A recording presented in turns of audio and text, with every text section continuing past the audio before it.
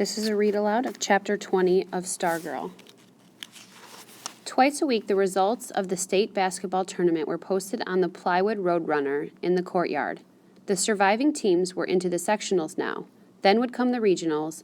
Then, with only 2 teams left, the big show, the Arizona State Championship. Glendale, the team we had lost to, got bitter, masochistic attention on the roadrunner with scores in foot-high numerals as they continued to win and move through the tournament. Meanwhile, Stargirl was involved in a tournament of her own, the oratorical contest. As Micah High's winner, she qualified for the district talk-off, as the Times called it. It took place in the auditorium of Red Rock High School, and lo and behold, Stargirl won that too. Next stop was the state finals in Phoenix on the 3rd Friday in April. In my homeroom, when the announcement came over the PA about Stargirl winning the district title, I was about to let out a cheer, but I caught myself. Several people booed. Getting ready for the finals, Stargirl practiced on me. Most often we went into the desert. She did not use notes, nor did her words seem memorized. Each time she gave the speech, it was different. She seemed to insert new material as it popped into her head. She matched her words so perfectly that the speech was not at all a speech, but one creature's voice in the wild, as natural as a raven's caw or a coyote's howl at midnight. I sat cross-legged on the ground. Cinnamon sat on me. We listened in rapture, and so, I half believed, did the tumbleweed and cacti, the desert, the mountains, all listening to the girl and the long falling skirt. What a shame, I thought, to pack her performance into a schedule and present it to rows of plush-back seats in an auditorium. Once, incredibly, an elf owl landed atop a saguaro not 10 feet from where she was speaking. It paused for a full minute before ducking into its hole. Of course, we did other things too. We walked, we talked, we rode bikes.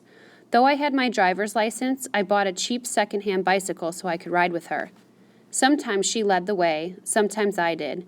Whenever we could, we rode side by side. She was bendable light. She shone around every corner of my day. She taught me to revel. She taught me to wonder. She taught me to laugh.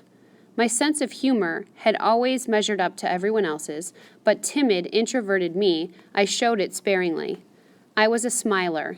In her presence, I threw back my head and laughed out loud for the first time in my life. She saw things. I had not known there was so much to see. She was forever tugging my arm and saying, "Look." I would look around, see nothing. Where? She would point. There. In the beginning, I still could not see. She might be pointing to a doorway or a person or the sky, but such things were so common to my eyes, so undistinguished that they would register as nothing. I walked in a gray world of nothings. So she would stop and point out that the front door of the house we were passing was blue, and that the last time we had passed it, it had been green, and that, as near as she could tell, someone who lived in that house painted the front door a different color several times a year.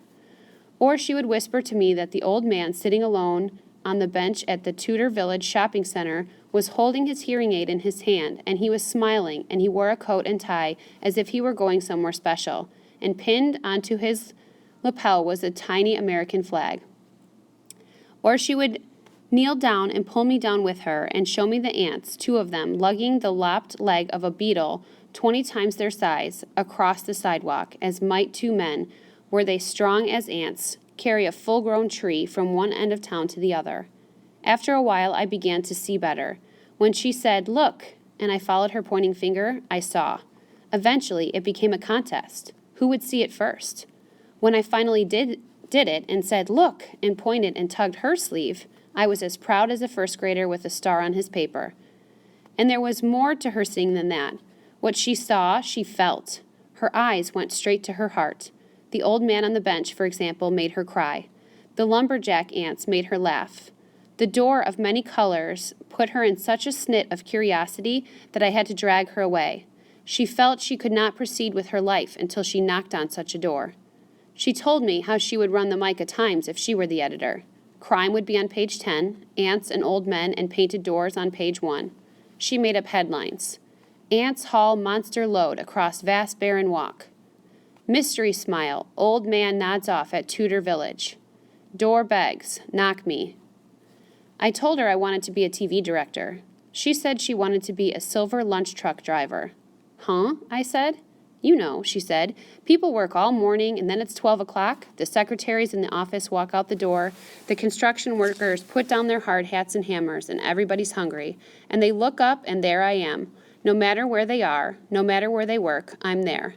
I have a whole fleet of silver lunch trucks. They go everywhere.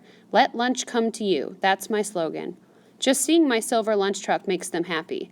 She described how she would roll up the side panels and everyone would practically faint at the cloud of wonderful smells. Hot food, cold food, Chinese, Italian, you name it. Even a salad bar. They can't believe how much food I fit into my truck.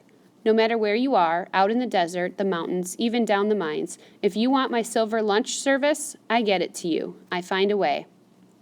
I tagged along on missions. One day she bought a small plant, an African violet, in a plastic pot on sale for 99 cents at a drugstore. Who's it for? I asked her. I'm not exactly sure, she said. I just know that someone at an address on Marion Drive is in the hospital for surgery, so I thought whoever's back home could use a little cheering up. How do you know this stuff? I said. She gave me a mischievous grin. I have my ways. We went to the house on Marion Drive. She reached into the saddle pack behind her bicycle seat.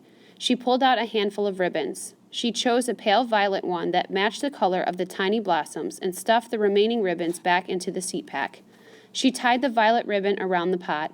I held her bike while she set the plant by the front door. Riding away, I said, "Why didn't you leave a card or something with your name on it?"